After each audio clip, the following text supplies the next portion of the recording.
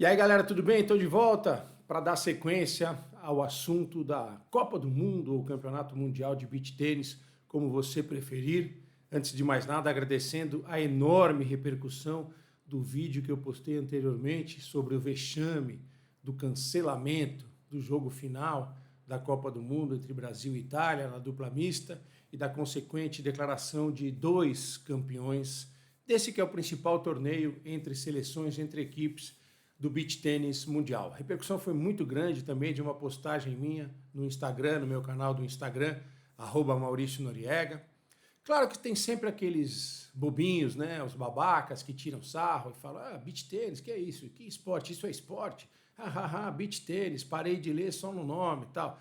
Aquele bom e velho preconceito que existe entre pessoas que não curtem de verdade o esporte e querem usar esse espaço apenas para lacração. O que aconteceu desde o cancelamento desse último jogo no domingo e, como eu disse, a consequente declaração de dois campeões mundiais, a divisão do título de campeão mundial de beach tênis entre Brasil e Itália. A Federação Internacional de Tênis, ou ITF, como você preferir, organizadora desse torneio, entidade organizadora desse torneio, soltou uma nota oficial absolutamente protocolar, que não diz nada e não esclarece nada, apenas corrobora os fatos que todo mundo já conhece, que por causa do tempo inclemente, da chuva, dos raios, não houve condição de realizar o jogo final, por isso, por problemas de datas, problemas de mudanças de passagens aéreas e calendários dos atletas, optamos por declarar as duas equipes campeãs e não realizar o jogo final. Absolutamente protocolar, sem nenhuma explicação, por exemplo, pelos motivos de mudança de local, por que o Mundial passou de Maresias para São Paulo, por que foi realizado praticamente às pressas, por que não houve nenhuma divulgação que fosse relevante em relação à importância desse campeonato, problemas graves de logística envolvendo os atletas, que já são sabidos hoje pela comunidade do beach tênis, os deslocamentos enormes, problemas de hospedagem, a não existência de locais apropriados para o trabalho de recuperação dos atletas, de reidratação, de fisiologia do esforço, de fisioterapia, de preparação física. Isso tudo interferiu naquele que deveria ser o torneio que fosse a grande vitrine do beach tênis no final da temporada, posto que havia transmissão por duas importantes redes de TV do Brasil e perdeu-se uma grande oportunidade, a verdade é essa. Além dessa nota oficial protocolar da Federação Internacional de Tênis, que cuida do beach tênis no ramal da ITF, eu sempre coloco aqui nos vídeos que eu faço, a comunidade do beach tênis sabe disso, mas tem muita gente que está chegando agora para o esporte e não sabe. Existem duas instituições que tomam conta, vamos dizer assim, do beach tênis. A ITF, por parte do tênis oficial, que é a responsável pelo tênis, pelo beach tênis, pelo paddle, pelo badminton. E tem também a Confederação Brasileira de Beach Tênis, que está ligada à Federação Internacional de Beach Tênis. São duas entidades com suas administrações próprias e ideias particulares para esse esporte. Outra coisa que aconteceu depois do cancelamento foi uma publicação de uma nota conjunta dos atletas, inclusive não apenas dos atletas brasileiros, mas de atletas italianos também, em relação ao ocorrido. De minha parte, achei até corajoso que os atletas tivessem adotado essa postura. Uma nota única, compartilhada nas redes sociais desses atletas com o mesmo texto, explicando o posicionamento deles, lamentando pelos fãs, pelos torcedores, mas também entendendo da forma como a coisa foi feita. Por que eu falo que é corajoso um atleta se posicionar nessa situação? Gente, o comando do esporte no mundo, o sistema de gerenciamento do esporte no mundo é um sistema que eu diria para vocês, sem nenhum exagero, que é quase ditatorial. Qualquer manifestação de atletas contrária a esse sistema, que é muito fechado, dificilmente qualquer atleta ou qualquer entidade que se posicione de forma direta e frontal contra esse sistema vai ser bem sucedido, né? Acontecem represálias, acontecem ameaças, isso é fato, não estou inventando nada. Uma pesquisa rápida na história do esporte vai trazer o que pode referendar essa opinião que eu estou trazendo aqui para vocês. Então foi muito corajoso por parte dos atletas esse posicionamento, embora fosse um posicionamento morno, um posicionamento, vamos dizer assim, neutro. O que eu vou colocar aqui de forma rápida são alguns posicionamentos de absolutamente particulares, né? Eu sou jornalista profissional, eu fui atleta, joguei voleibol há muitos anos, sou um apaixonado pelo beach tênis. E eu comecei a minha carreira como jornalista profissional cobrindo tênis aqui no Brasil, numa época em que o Brasil era considerada a segunda pátria do tênis mundial, o segundo país com mais torneios profissionais organizados no mundo, atrás apenas dos Estados Unidos. Isso foi lá por volta do início dos anos 90, uma época em que brilhava aqui no Brasil Luiz Matter, tenista que foi durante muitos anos o primeiro tenista do ranking mundial entre os brasileiros, não do ranking mundial total. Muito antes da era Guga, por exemplo. E assim, criou-se uma expectativa muito grande em relação ao desenvolvimento do tênis no Brasil. Tinha um torneio por semana praticamente. Muitos tenistas brasileiros conseguiam sustentar boas posições nos rankings mundiais ou no ranking mundial da ATP sem sair do Brasil. Era uma situação bastante confortável. Muitos argentinos, uruguaios vinham jogar no Brasil e tinham a manutenção de pontuação no ranking. Mas o que aconteceu efetivamente naquele período, que não durou muito, foi que não houve uma explosão de popularidade, nem um processo de fundamentação, vamos dizer assim, de uma base para o tênis brasileiro, de uma base de pirâmide. E o tênis brasileiro continuou dependendo de fenômenos, veio o Guga, agora vem a Bia Haddad, e a gente sempre espera que essas explosões de fenômenos possam criar alguma coisa diferente em termos de base, de processo de popularização e massificação de praticantes do esporte. Por que eu faço esse link com o beach tênis? O beach tênis vive isso no Brasil. Uma explosão de popularidade, claro que dentro de uma bolha, de um nicho mais importante, em termos de referência, inclusive comercial. E mais uma vez eu vejo o esporte brasileiro perdendo a oportunidade de explorar isso, né? Existem marcas poderosas, existem patrocinadores interessados, mas o que a gente vê ainda é uma tocada muito amadora de um esporte muito jovem, que tenta se solidificar e sonha um dia em ser esporte olímpico. Um sonho, digo para vocês, absolutamente distante, porque existem regras do Comitê Olímpico Internacional, as quais o beach tênis não tem nenhuma chance ainda de atender, tipo, ser praticado por homens em mais de 70 países, e mulheres por mais de 40 países, essas coisas todas. É um sonho muito, mas muito distante. Deixando esse sonho de lado, é preciso pensar em medidas que a gente pode imaginar. E são apenas sugestões, hein? Sugestões que eu coloco aqui como um apaixonado pelo esporte. Precisa ter uma adequação melhor do calendário. Eu vejo hoje tem uma sequência grande de torneios, às vezes um atrás do outro, que dificultam deslocamentos. Inclusive, o cara tem que sair do Nordeste do Brasil para jogar um torneio no Rio Grande do Sul. Isso dificulta bastante para os atletas e acaba criando uma situação de difícil movimentação dos próprios adeptos, dos próprios torcedores em relação ao esporte.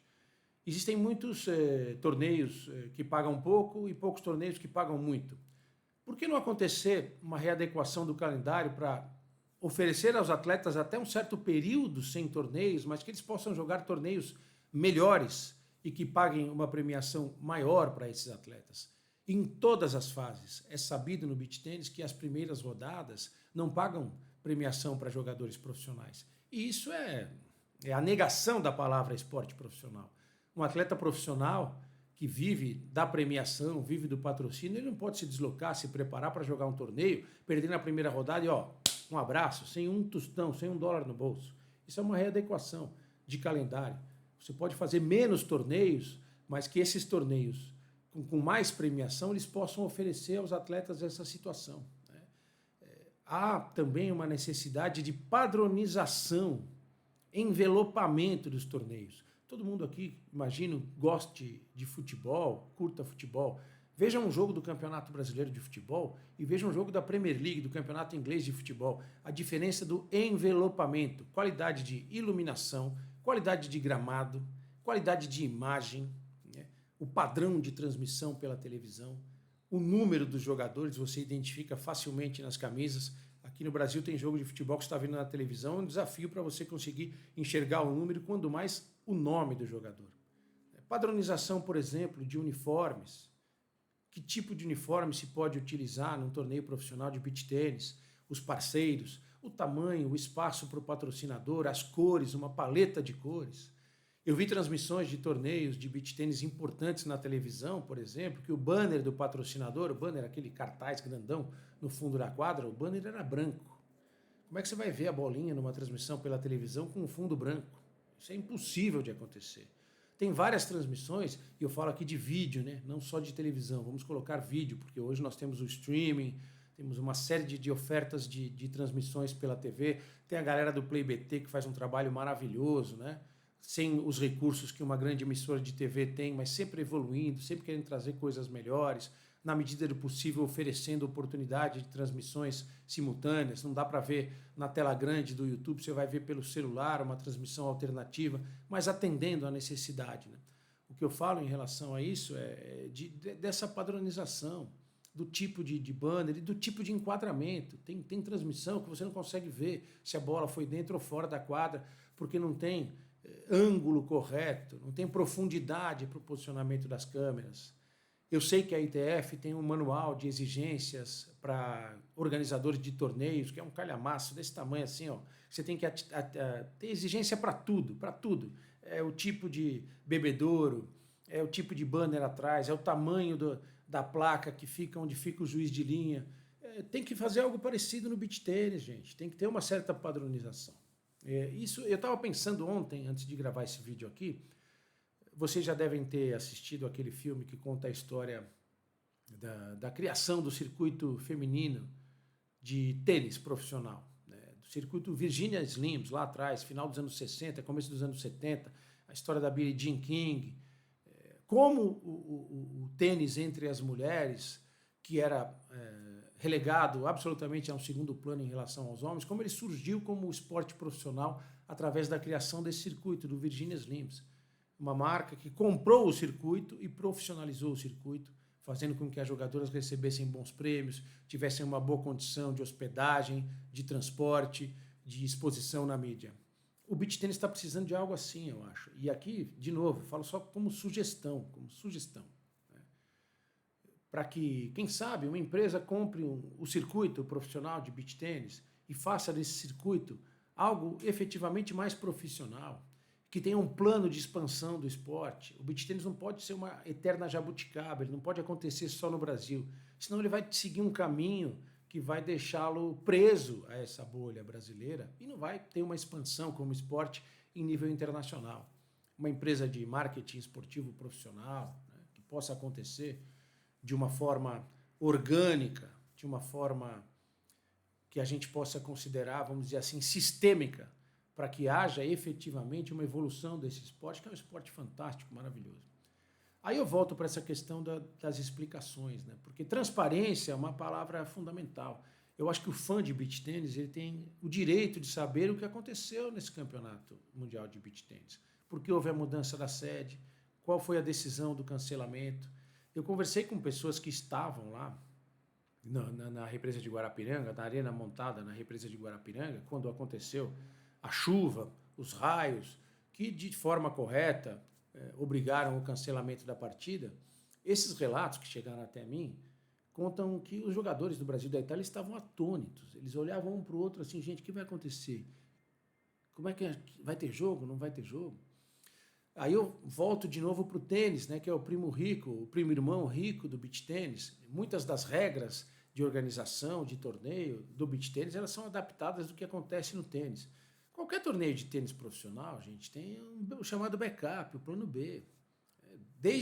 Eu me lembro de muito jovem, ainda criança, um dos primeiros circuitos profissionais de tênis realizados no Brasil, chamava Circuito VAT 69 de tênis, que era uma marca de um whisky, né, que patrocinava o circuito.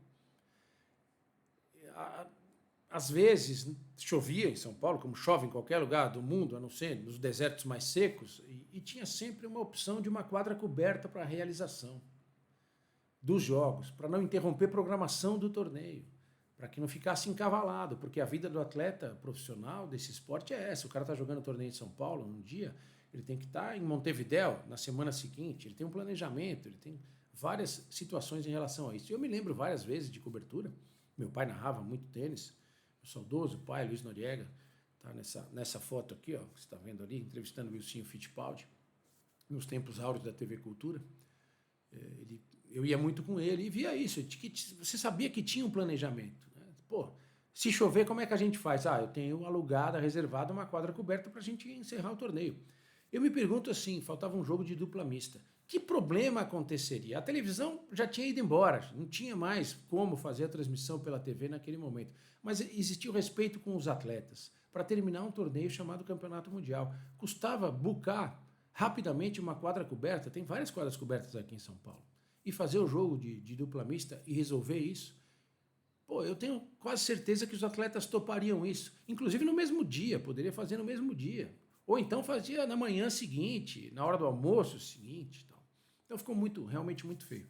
Mas ficam essas sugestões aqui, claro, para que se determine de uma forma, quem sabe pensar de uma forma um pouco mais racional a organização do circuito, a própria organização do torneio.